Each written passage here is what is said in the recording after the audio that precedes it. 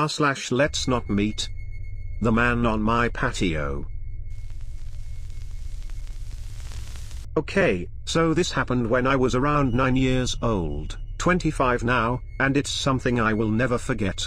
It gives me goosebumps to this day. I live in a terraced house, 4 houses combined, and my neighbors and I each have our own little patio. There's a small road 10 meters from my yard where people do their Sunday walks and so on. Only a small fence separates my small yard and patio from that road. I live in a pretty crowded area, with several of these terraced houses spread around in my neighborhood, so seeing people walking on that road is pretty normal for me.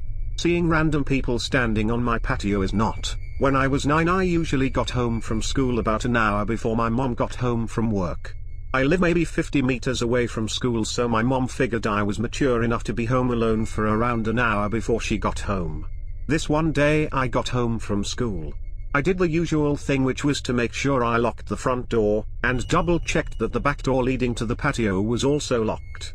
I was 9, being alone was a little scary even though it was in the middle of the day and only for 1 hour. I then rushed to my room upstairs to play as much PlayStation as possible before my mom came home and made me do homework. While playing, I heard this noise coming from outside my window.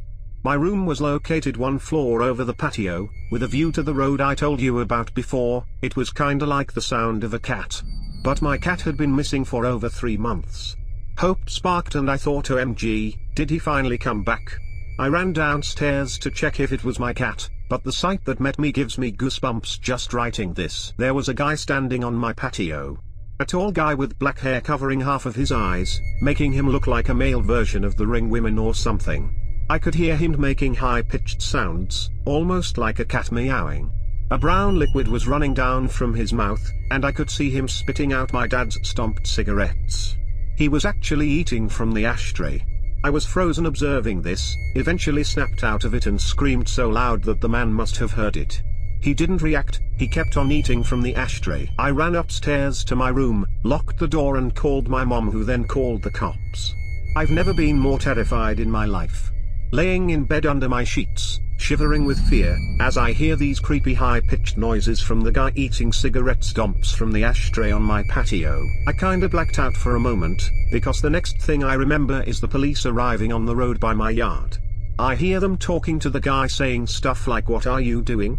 Get over here or we will come down and arrest you," and so on.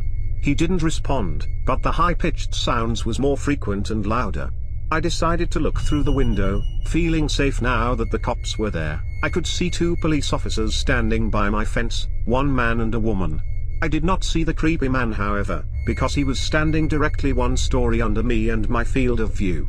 The police jumped the fence, and I remember hearing the creepy guy screaming louder than anything I've ever heard before. He charged the female police officer with full force, and he fucking knocked her out cold.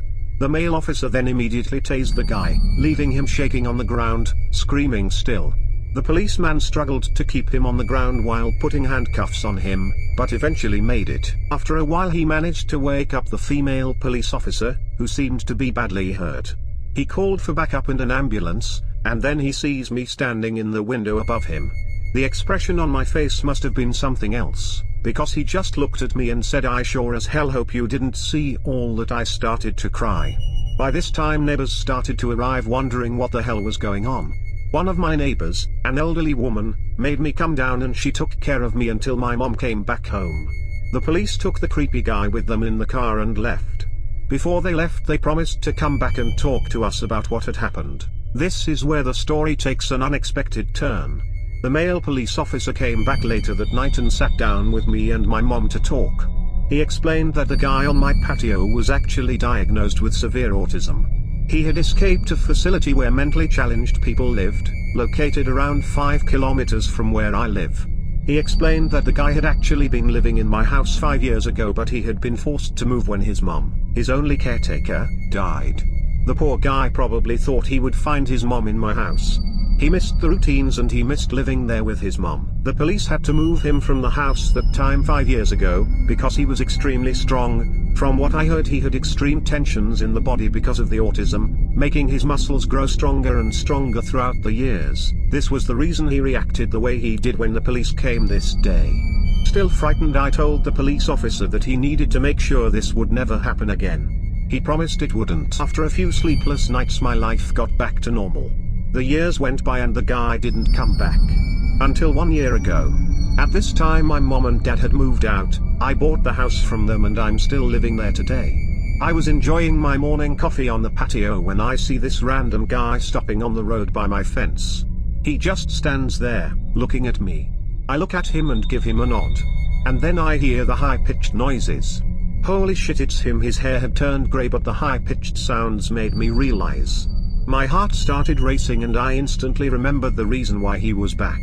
I realized that he must have managed to escape again. Because I kept my cool a bit longer then when was 9, I started to realize how sorry I felt for the guy. 16 years later and he was back to look for his mom. I decided to carefully ask him if he wanted to come down to the patio. He instantly jumped the fence. I started to think he would knock me out like he did to that police officer. He didn't. He smiled. He looked at me and smiled. His name is Tom, and I now consider Tom my friend. Every Sunday from the day he returned, Tom and his caretakers visit me to watch cartoons.